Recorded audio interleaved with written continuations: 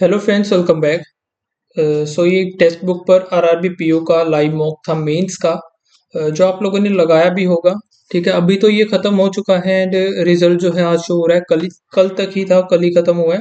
ठीक है, आज इसका रिजल्ट भी शो हो गया था। तो रिजल्ट देखेंगे हम बाद में, पहले हम देख लेते हैं क्या क्या चीज़ें मैंने अटेम्प्ट की थी। तो सबसे पहले क्वांट से स्टार्ट करेंगे। तो क्वांट में मेरे जो टोटल अटेम्प्ट थे वो 20 थे। ठीक है, और 20 मैंने जो अटेम्प्ट नहीं किए थे, टाइम ही नहीं बचा था, जिनमें से एक मेरा गलत हो गया। एक कौन सा गलत हुआ है? वो ये स्टेटमेंट बेस वाला। ठीक है, तो डाटा सफिशिएंसी वाला, ये वाला थोड़ा सा गलत हो गया। तो पहले क्वेश्चन से स्टार्ट करते हैं हम। सबसे पहले तो थी ये डीआई।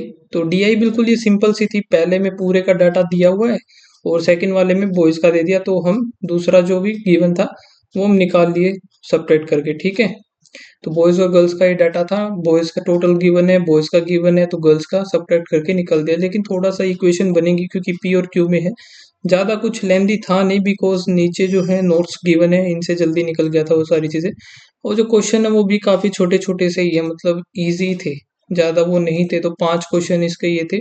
बाकी फिर मैंने क्वेश्चन नंबर 9 अटेम्प्ट किया था। तो ये नंबर सीरीज है, ये तो हर कोई कर ही लेगा।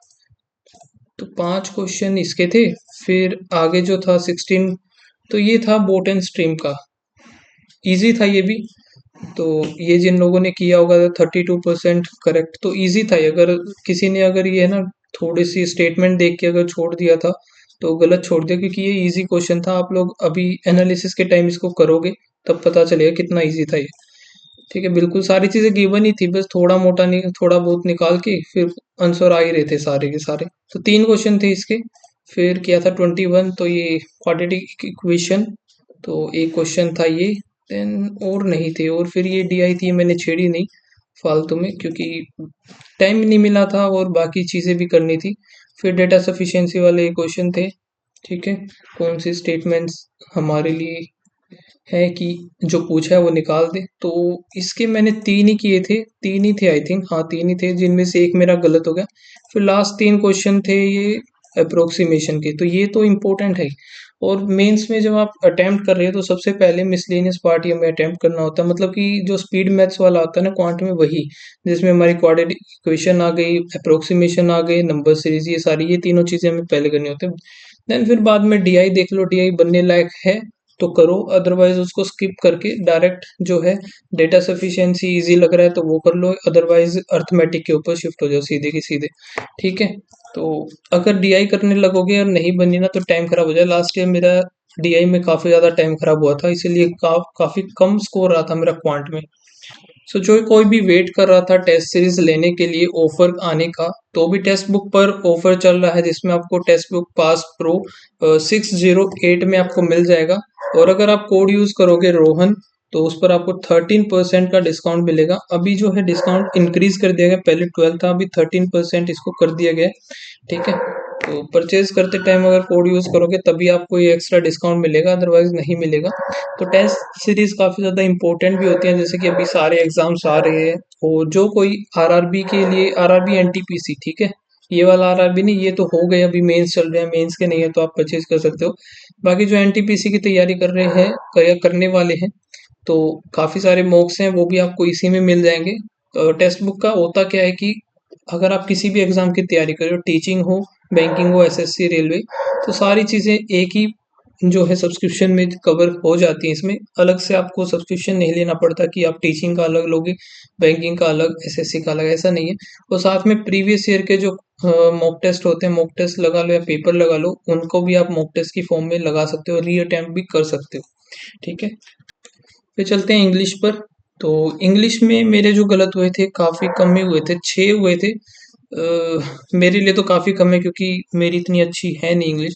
तो फर्स्ट जो थी ये हमारी आरसी थी, ये इजी थी यार, बिल्कुल मैंने पढ़ी भी नहीं पूरी।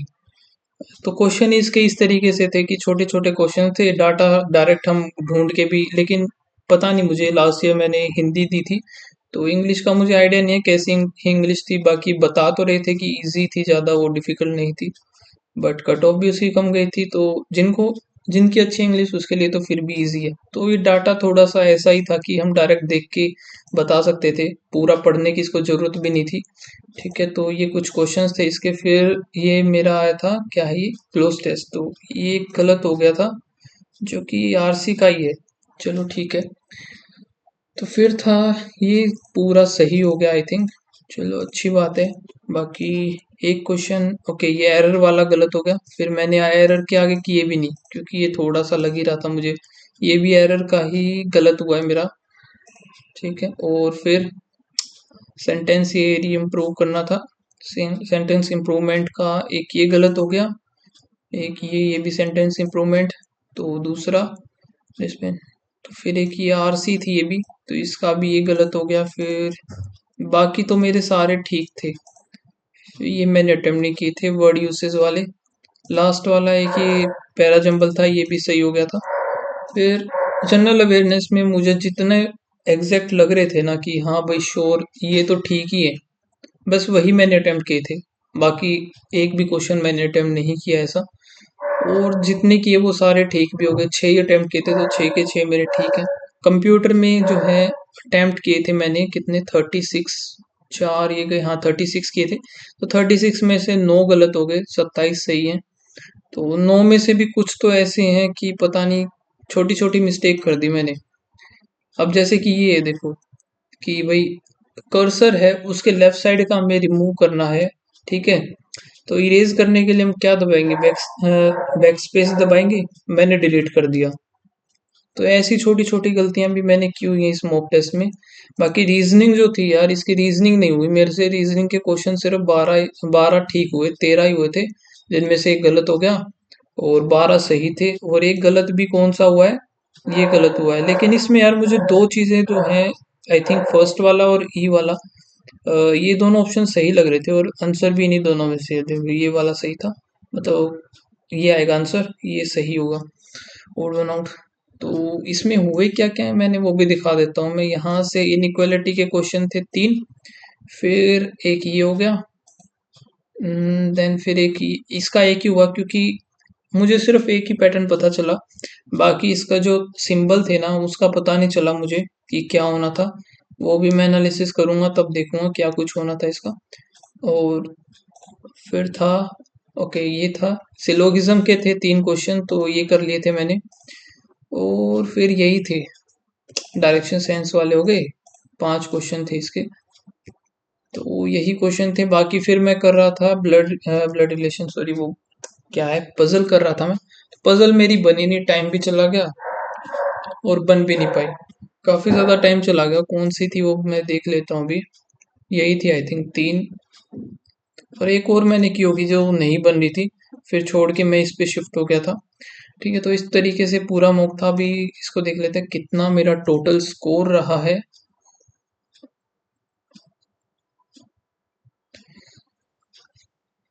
11,500 कुछ ने दिया है इस मॉक को टोटल, और मैंने अटेम्प्ट किए थे 103, जिसमें से कट पिट कर 77 मेरा स्कोर बना है, परसेंटाइल 80। ठीक है, तो आप लोग बताना आपका क्या स्कोर रहा इसमें, ये पूरा आपको दिख रहा होगा। तो ये गलत सलत जो भी है, अटेम्प्ट एक्यूरेसी, टाइम कितना लिया।